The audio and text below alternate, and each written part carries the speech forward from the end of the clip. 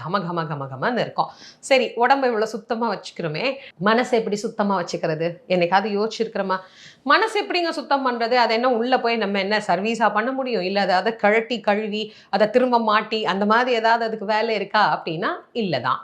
அப்போ மனசை சுத்தமா வச்சுக்கிறதுக்குன்னு ஏதாவது ஒரு விஷயம் பெரியவங்க சொல்லியிருப்பாங்க இல்லையா?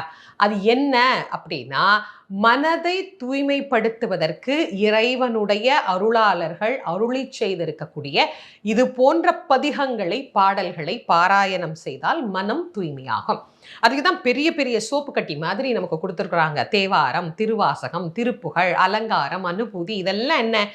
மனதை தூய்மை செய்கின்ற ஒரு பொருள்.